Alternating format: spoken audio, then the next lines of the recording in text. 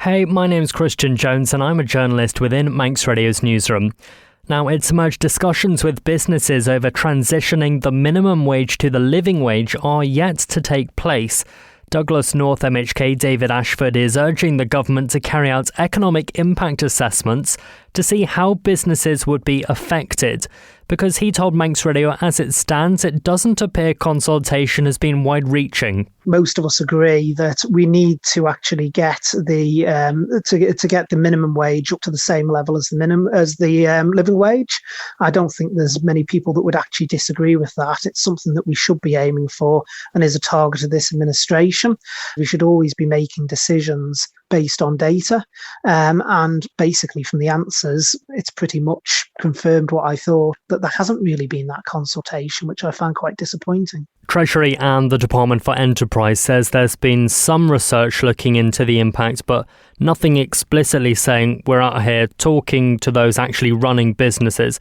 You've just talked about data. Do you think that this research gives enough detail to paint the full picture? No, I think they need to actually speak to the businesses themselves and understand the challenges in different sectors. So there's different sectors where it will impact differently. So those sectors that aren't really personnel intensive, they will have a very different impact to those that, say, for instance, nursery care, which is very much person intensive by its very nature, and that will have a different impact. So I think what they actually need to do is speak to the sectors, understand the impacts and see what can be done to try and mitigate that. Like I say, I think I fully support the equalisation between minimum wage and living wage, but I think we do understand that there will be impacts as well, and particularly when we're already in an inflationary environment. If businesses start passing on additional costs to consumers, that just drives the inflation circle even further. Of course, wages are a factor in consumer inflation, and we're still seeing high inflation, albeit not nearly as high as we were seeing this time last year. But regardless, is now the right time to be playing with those fundamental cogs in the machine that fuels inflation? I think it is a target of the administration, like I say, the correct target to be trying to look to equalise. But maybe we do need to revisit the time period. Maybe it needs to be, the aim at the moment, the target is to do it by 2025. Maybe we need to say we need to be spreading that out to 2026 or the start of the next administration in 2027. So there's various things that can be done and looked at, but we need data in order to know that.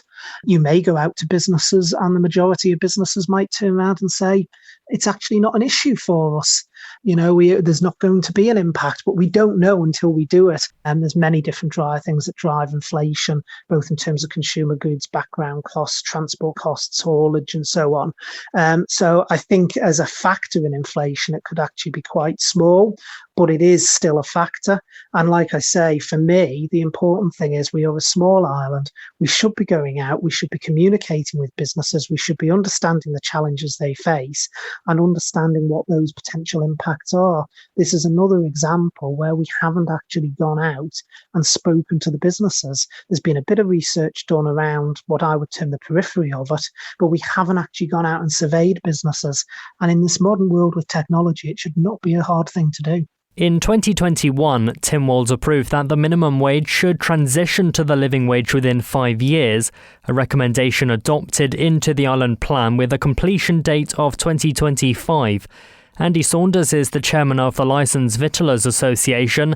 He thinks this objective is a drive to increase taxation. I want to see the tax allowance of our people going up at the same rates as well, so that this money is going into the lower wages, the lower earners' pockets, and that they actually get the money rather than the government using this as a stealth tax. There is an issue with younger workers who have no experience and not, coming in to learn a trade.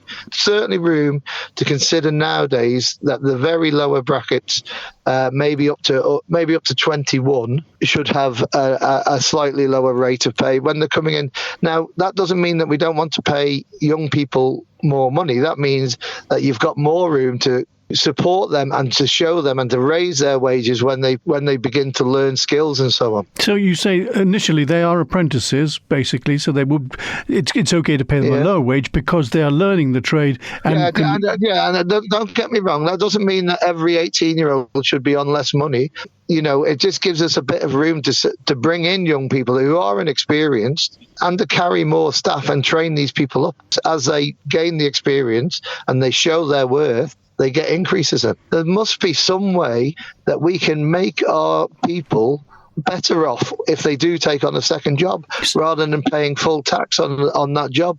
And that's what we've been pushing for with the government. You want the money to go into the pockets of your employees. We want the money into the people's pockets that are earning it, not going off into taxation. In the past, when times were hard, people knuckled down or they came and they got a second job. It's not worth it to these people now. That's what we hear. Why would I come and work for you when I'm going to get national insurance and then tax at 20% on top of it? And it's not coming in.